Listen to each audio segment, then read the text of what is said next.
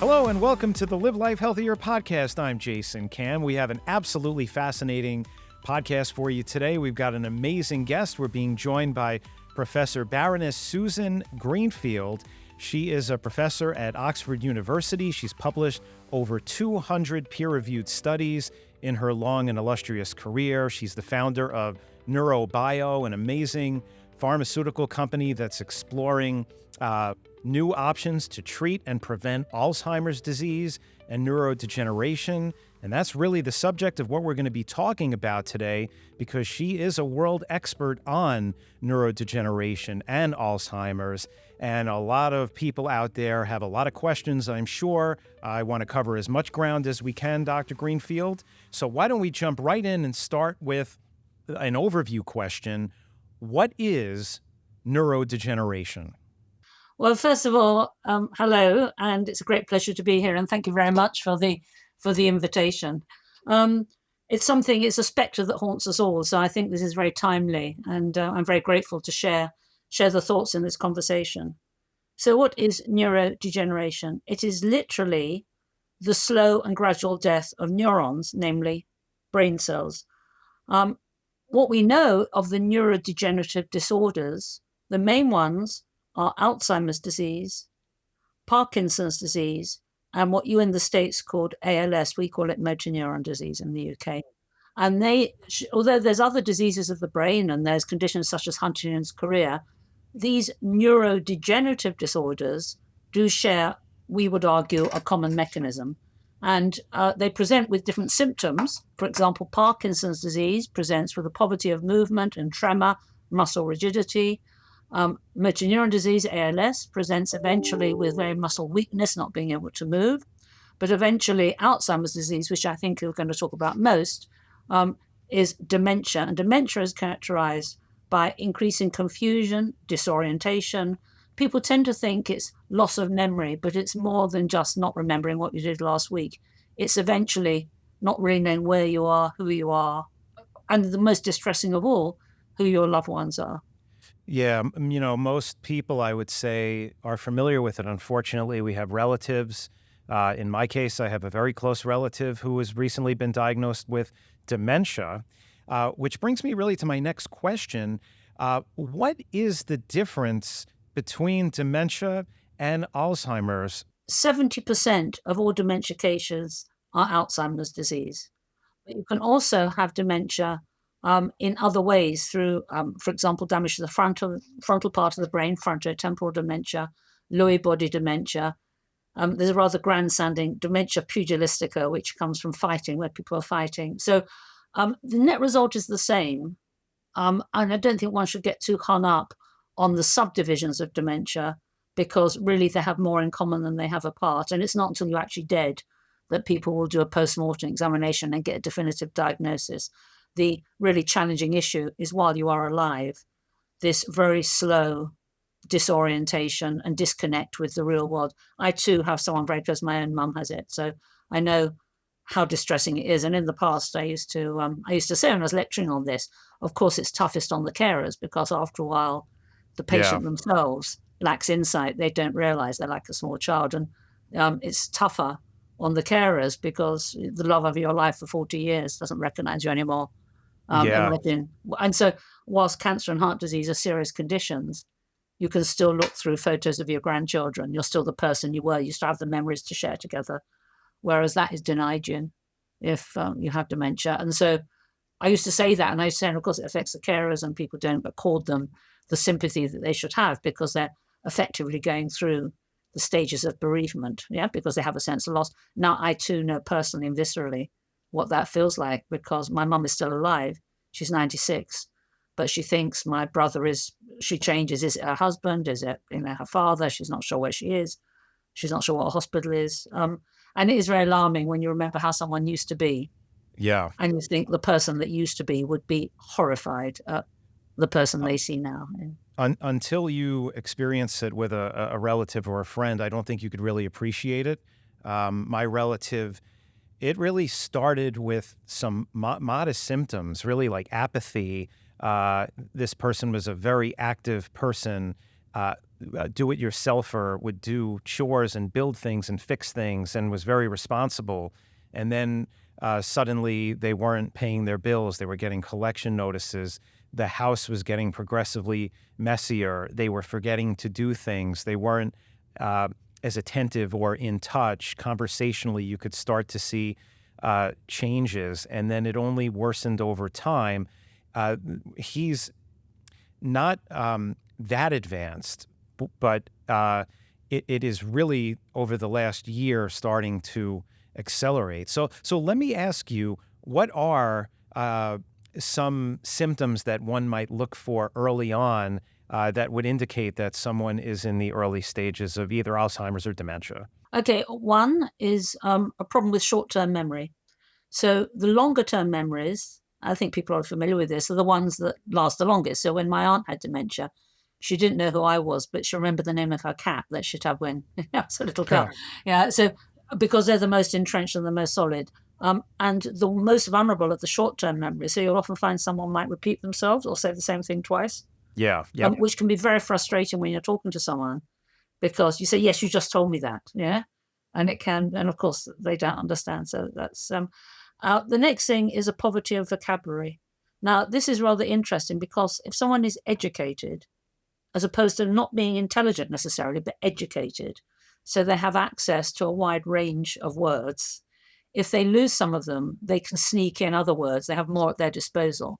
So sometimes you'll find that people perhaps who have a more advanced education and access to a wider vocabulary can hide things more readily than someone who hasn't. And you'll find that people try and confabulate. They'll say, for example, oh, it's not a very nice day today. There's that water coming from the sky, because they don't have the word for rain. Or caravans, or a house with wheels. Or my mum said once, they said, shields at the window, meaning shutters. So they get the vague idea, but of course there's something rather strange. And then the third thing that can happen is, and this is where you draw the line, it's when someone has behaved in a way that really is not normal. Yeah. So, for example, lawn mowing the tarmac drive outside your house. Yeah. Right. Putting a plastic pot on a hot hob. Yeah. Or going to London, not knowing to somewhere, this is something particular case, and not knowing why you're there, So suddenly something will happen. In my mum's case, it was a very odd thing, is that we'd been packing up after she'd been with us for the Christmas holidays, and I was packing her food, and I said, would you like some soup? And he said, oh, I don't eat soup. And I said, well, that's odd, Mum, because you had it yesterday in the hotel. Oh, I only eat soup in hotels now, which of course there's no logic to it whatsoever. Yeah, right. They have answers. They'll do something like that. And for me, that was, strangely enough, trivial though that sounds, that was the first. Yeah. Yeah, my next door neighbor last year, he was an older gentleman. I think he's in his mid to late 80s. We saw him outside, buck naked. Yeah, just standing in front of his house. Yeah. And he obviously has dementia. And in my relative's case, he is completely unaware. Well, that's the thing. Of this. And you have to decide when it is, and it's not an easy decision to know, is that normal? But now, obviously, being completely naked is not normal. Yeah. Deciding you don't want to have soup packed, but that is, it might be a bit eccentric, but it's not a sign of, huge departure from reality. Yeah. So sometimes it's very tough because you want to fight against your loved one, thinking, well, perhaps they were just having an off day, or perhaps they forgot they didn't like soup, or, and then something happens that is categorically not right. Yeah. So let me ask you, are there any risk factors, genetic or environmental, that would expose someone to a more, to make someone more potentially likely to have dementia or Alzheimer's? Yeah. Certainly there is a genetic, when I say it's genetic form of Alzheimer's, it's not as if there's a single gene for Alzheimer's. There's something called Huntington's chorea, which is very different, which is wild involuntary flinging the limbs in a grotesque dance-like movement. Now that does relate to a single gene. So you can be tested for Huntington's chorea and you know how likely it is you're going to pass it on or have it. Alzheimer's is not like that. In about 4 to 5% of the people that are living with Alzheimer's, that component is so-called familial, which means there is a strong genetic component, not an exclusive one, but they have a genetic profile of several genes that would distinguish them from so-called sporadic Alzheimer's, which is by far the most common. And you can go and get yourself tested to see if You you can have these request genes? risk factors, but it won't guarantee that you have Alzheimer's because I say there's not a single gene. You can get yourself tested for Huntington's chorea for sure, but for Alzheimer's, it's more your genetic profile that would increase the risk of you having it. It wouldn't be a dead cert that you were going to get it. So are there any known preventative measures that have any, meaningful impact on preventing it? This is not my area, but someone that I want to work with and I've been talking to a lot, and I'll give you her name and you can look her up. She's in Okay. Australia. She's called Karin, spelled in the Scandinavian way, Kaarin, Anstey, Anstey, and she's at the University of New South Wales in Sydney. And you can check her out, and she works on risk factors and mitigating factors such as diet and so on. So rather than me second guess what she said, I refer you to, so there are people working on this, but the bottom line is just by eating blueberries, you're not going to guarantee you're going to get Alzheimer's. Right. We'll put her name in a link if people want to look her up Yeah, and look her get up. more information. Yep. She's Okay. very distinguished and she's based in Australia and she works on that. I also have a view myself that exercise is very good. We know that the more you exercise, if you are able. Now, of course, you could say back, well, of course, you're an older person. Your mobility is compromised. You're not going to be able to necessarily run 10K or something. But if you can exercise, do, because we know that in older adults, people that have exercised are cognitively much more aware and alert and score much better on cognitive tests than people who have not done exercise. And exercise is good for you anyway. There's absolutely, so I would strongly suggest that. And then the other thing is something called cognitive reserve. And it's been shown that people that are living alone, perhaps not interacting with others, don't have so much, as it were, cognitive reserve in the bank. It's a bit like money in the bank. The more you're interacting with people, the more stimulated you are, the more cognitive reserve you have, which means you can spend some if you have Alzheimer's. So if you think of it as saving up mental abilities, that is helped by leading an active life where you're interacting with the people. And especially if you can move, I can't stress enough, if you can move, do. And even if you have compromised mobility, I'm sure that there's some kind of physical exercise you could do with your upper body or something. Yeah. So you're the CEO of Neuro-Bio. I am. That's a company looking to develop a drug that can prevent and possibly treat Alzheimer's. I'll give you a chance to tell us all about that. But before we do, why don't you give us the state of the research on why don't we have a cure for Alzheimer's? Why has it been such a tough nut to crack? Yeah. Well, there's several reasons. The first one is that it's very insidious, but Alzheimer's disease, the degeneration, the slow loss of the brain cells, that will start 10 to 20 years before you have the cognitive impairment, before you have the problems with memory. Wow. So heaven forfend, Jason, you or I could be sitting here now. Yeah. And we could be, having that happening to us. So it's not a likelihood, it's ongoing. Now, this means that eventually when someone does present with a cognitive problem, with a memory disorder, you're effectively closing the door after the horse has bolted because you've got 10 to 20 years of cell loss that's already happened, yeah. So that's the first reason. The second reason is, I'm afraid, the scientific mindset, which, contrary to what you might think, where everyone is very innovative and tries new things, we as a community are very conservative. We go with the flow. We follow other people to get grants, to get money, to get investment. You don't want to rock the boat too much. You go with the existing dogmas. And the most popular dogma is to combat something called amyloid, which I'm sure you've heard of.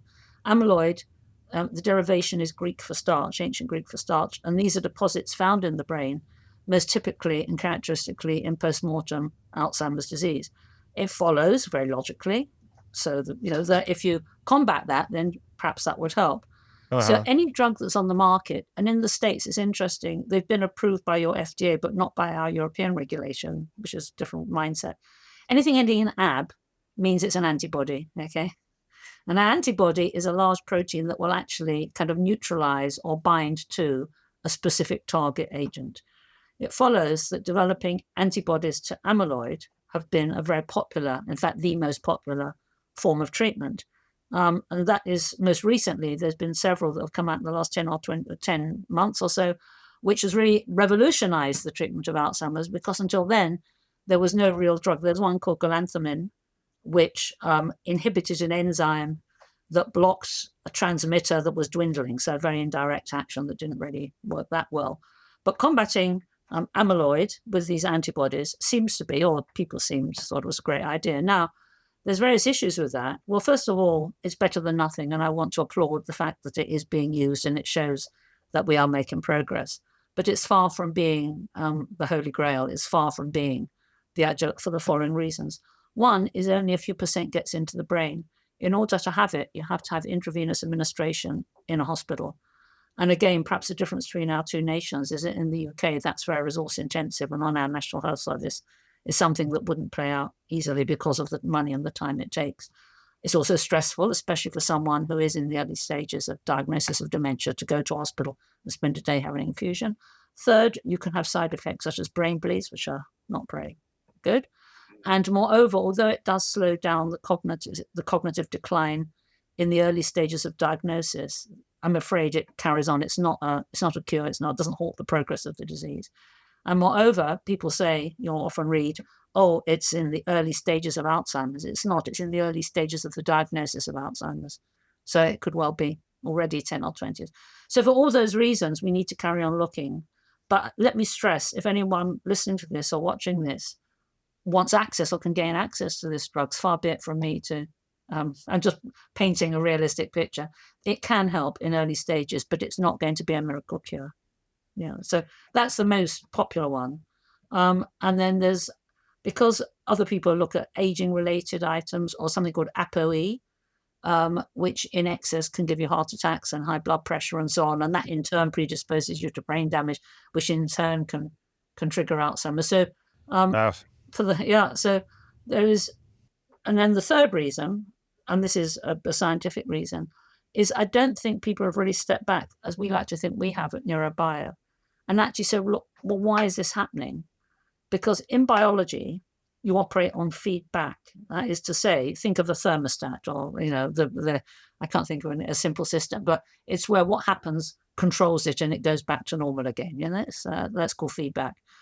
Whereas neurodegeneration is feed forward. That's to say, something horrible happens, cells start to die, and that makes more cells die, and that makes more cells die. It doesn't switch.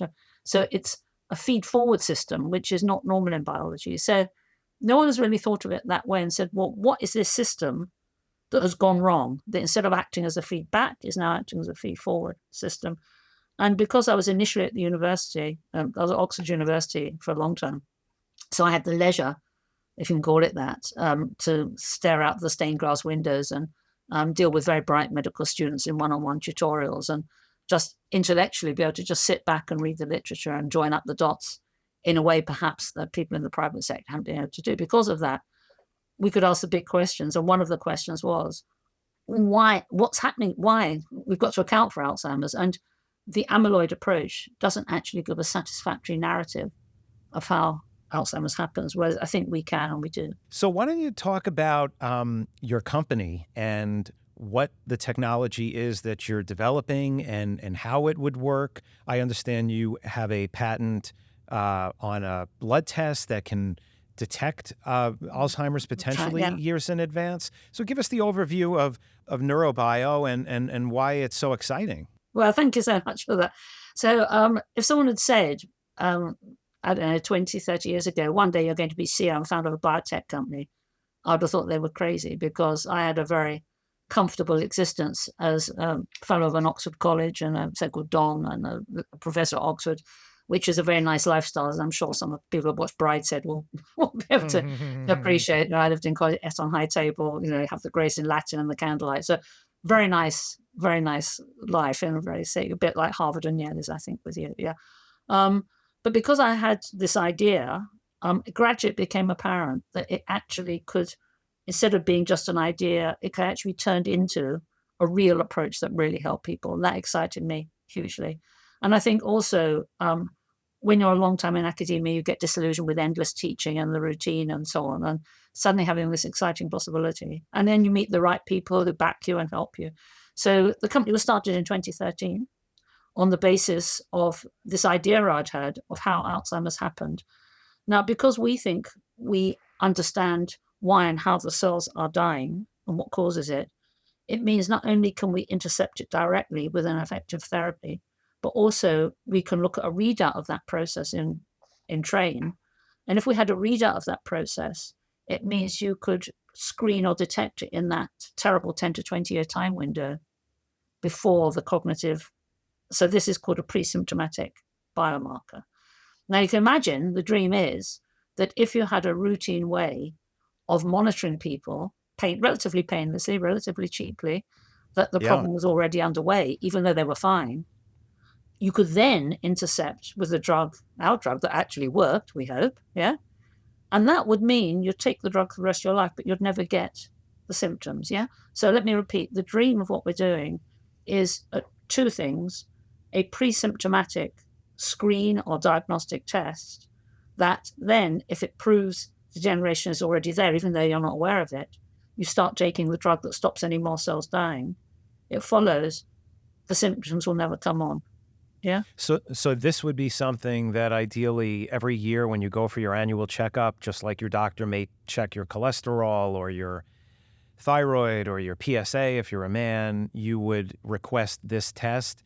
You could do that, but you could go one better, actually. Again, I'm thinking of our country where, the resources are very limited. Yeah. What would be better, given that anyone over a certain age probably might be at risk, might be having it, yeah? Rather than wait and go to the doctor, imagine going to your drugstore, yeah, and getting a simple screen, not that told you had it, but just told you whether or not you should go to the doctor. Yeah. So I want to be very clear about this. You would not be able to buy from the pharmacy a test saying you had Alzheimer's. But what you might be able to do, what we dream of developing, two tests. The first one would be a lateral flow, you call it an antigen test. Yes, I think, like you did for COVID and nasal. Yeah. Right. It's like a nasal. Whatever you call it. We call it a lateral flow test, but I think you call it an antigen test. Yeah. But it's relatively cheap and relatively painless, and people are used to it now after COVID. They're used to using it. So it's well accepted socially. People. Yeah, of course. So imagine having that, and you just take it whenever you want, and you just check. And if it'll be go, no go, it wouldn't be a definitive thing. It will just be go and see the doctor or you're fine. Yeah. So you might go to the doctor, get checked out further, and you're fine. That's a so-called false positive, yeah? And that's fine, yeah? Just no. But it might be that that's already got you at the time in that tentative, and then you'd have a more in-depth, focused, detailed, accurate test with your doctor with all the wraparound care that is needed if you're going to have a diagnosis of Alzheimer's. And then, so what we envisage is two stages: the lateral flow test, the home screen, because you need that, because not everyone can go to the doctor. Certainly not in the UK, they can't. The resources are a bit. So you need a funnel or a way of screening people. So on the one hand, you can screen out people that may have it. Then that can be verified and evaluated by a medical practitioner. And then in an ideal world, you'd start our drug. That means, yeah, you'd never, you just take the drug for life, but you'd be as you always were, And even if you already had the diagnosis, it means that you wouldn't get any worse. So to some poor relative, who's just early stages, they still don't know you are, but they're a little bit confused. But, they're fine.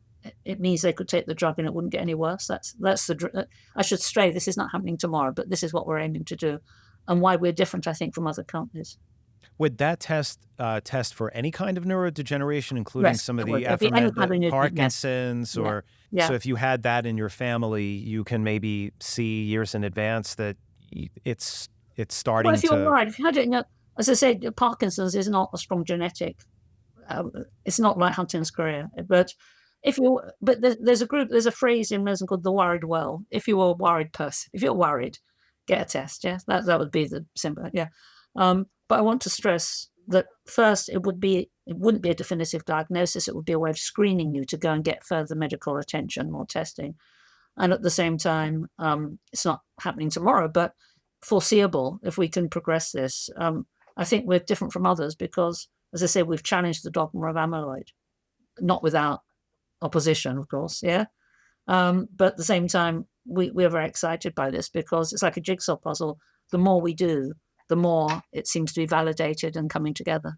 Well, I mean, it sounds like an incredible product in the market that would be very novel. And if everyone had access to it and it was, I'm assuming, relatively affordable, you would think who wouldn't want to take advantage of this? And from a from the perspective of a business perspective, shall we say, it seems like an incredible opportunity. Oh, it's from a business, it's worth huge because it will Yeah. be a first in class, as they say. Yeah.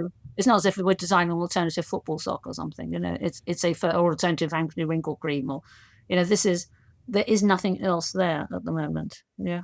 As far as I know. The global demand for something like that, I would imagine, would be absolutely incredible. But that's only, like you said, half of what it is that you guys are working on.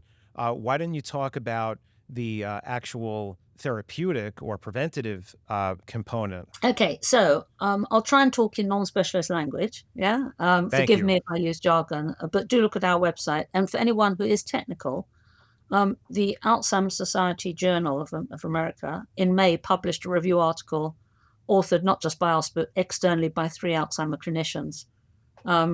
So the first author is Garcia Rates.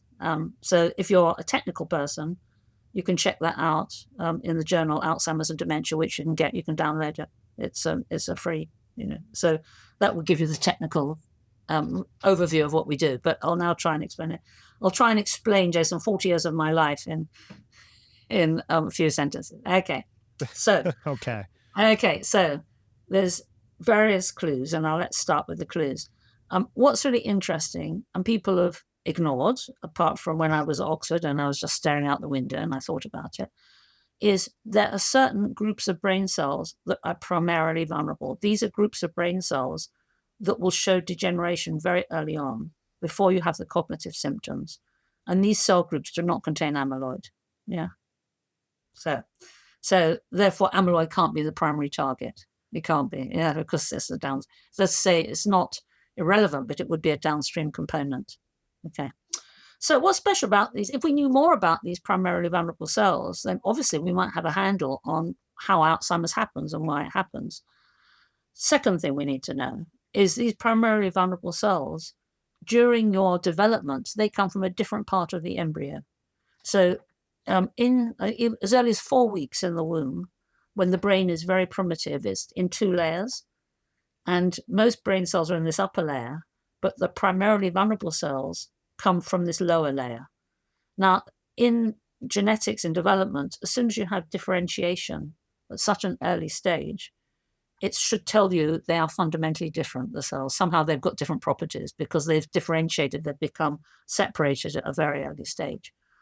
And for me, a light bulb moment was written by someone called Nancy Wolfe at UCLA, one side of the pond, and this was in the 90s.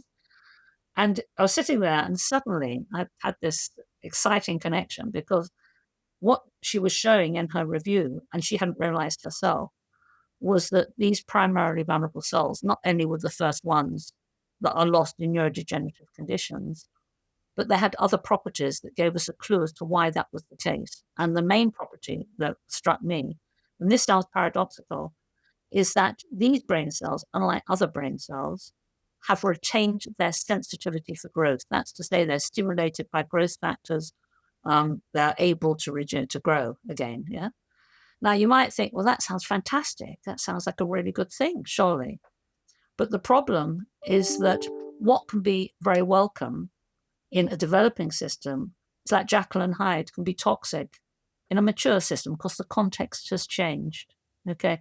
And the trigger for growth in a mature system, in an immature system, can actually turn toxic if that same mechanism operates. Yeah.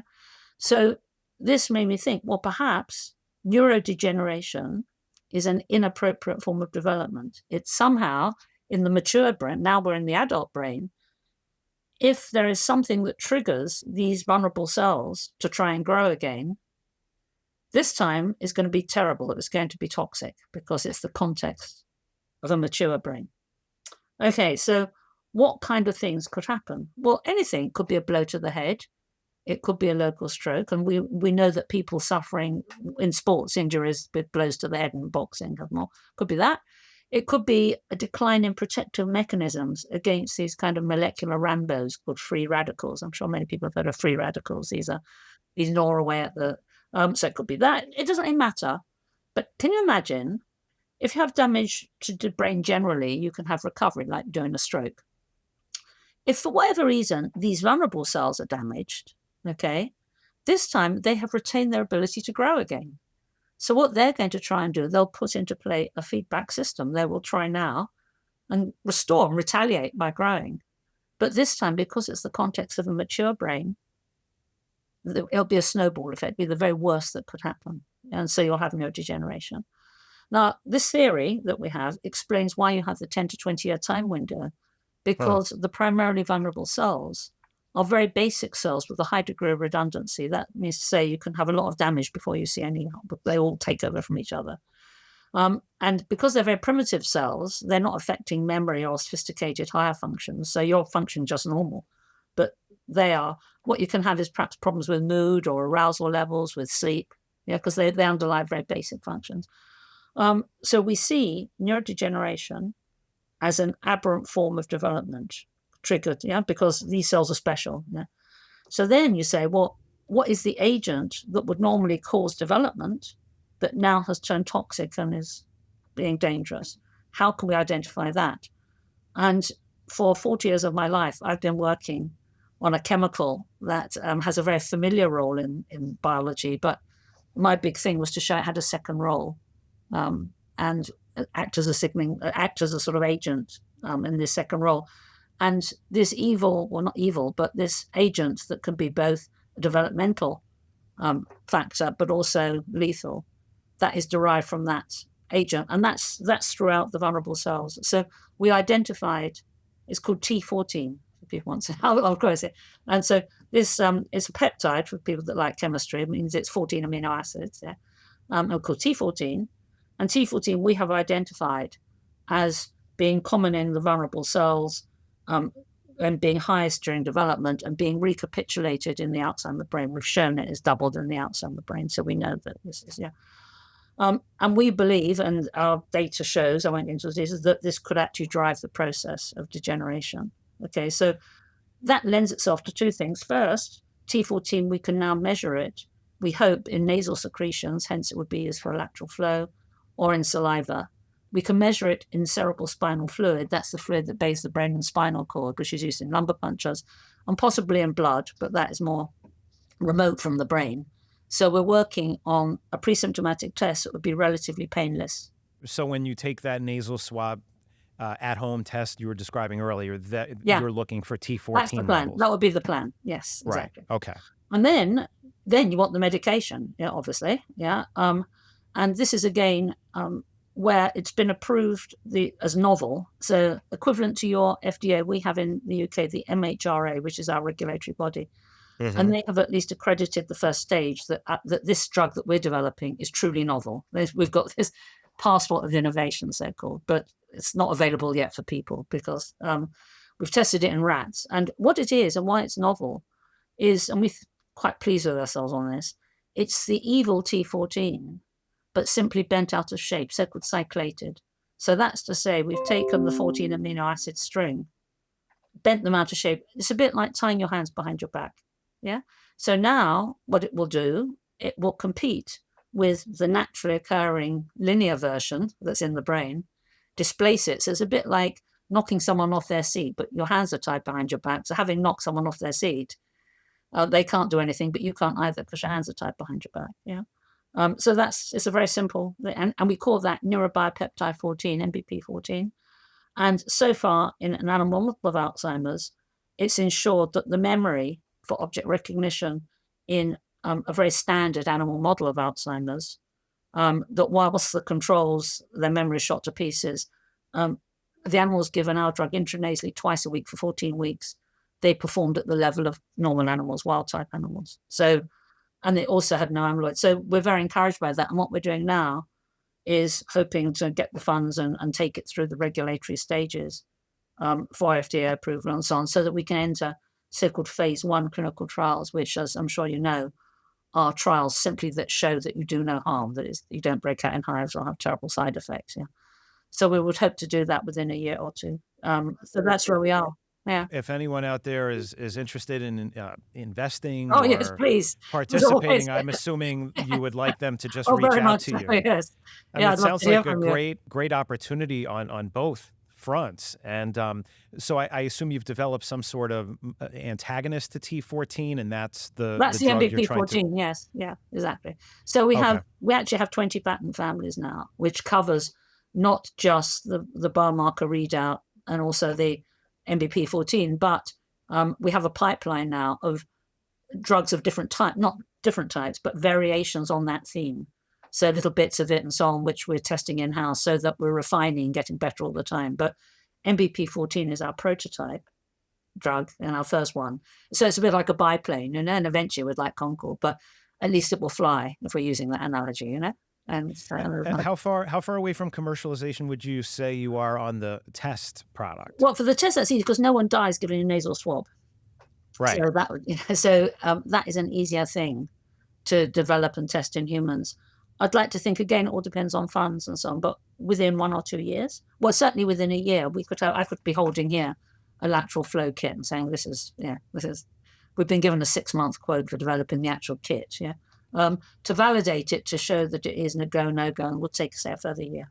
The drug will take a year to go through the regulatory stages to get to phase 1, so about 2 years. So within 3 years, we could be in a much stronger position than we are now. And you're talking specifically UK right now? No. One of our investors was the US. No, we're very, and Australia. No, and that's why when we do get to the clinical stage, we'll make applications to the FDA.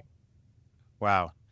Yeah, no, I mean, it's absolutely fantastic. Like we were saying, we both have relatives, and most of us know people dealing with this issue and how painful it is, and what an awful thing it is, and anything that shows hope to prevent it or slow it down, hopefully stop it, hopefully eventually eliminate it, like polio, just never have to worry about this again. That would be a dream. That your grandchildren, rather like we say to our grandparents now, was polio ever a problem? And of course it's all. Was smallpox, was that ever a problem? And of course, these are still serious conditions, but they're completely contained. I'd like to think your grandchildren would say, so was it ever really a problem, Alzheimer's? I'm taking this nasal spray and I'm having this routine test. And I'm fine. So, Professor, are there any final thoughts before we wrap up? Any final things that our audience should know? Yeah. Well, first of all, look at our website, Neuro-Bio, NEURO-bio, which I hope there's a little film on it showing our theory for the general. Yeah. If anyone's got any queries, of course, we'd love to hear from them. I'm not a practicing medic, so I can't give clinical advice, but I can give scientific insights and explanations if that would be helpful to people. And if, of course, anyone was interested in investing, then of course, but I'd like to not sound mercenary. If people just are interested, I'm delighted to answer emails. Of course. That. And I'll put a link below down to the website. You could check out Neuro-Bio, and it really is fascinating and could be a great opportunity. So be sure to do that. Dr. Greenfield, thank you so much for joining us today. Thank you very much. It was a pleasure. Thank you for the platform. Thank you. Really appreciate your time. Okay. Take care.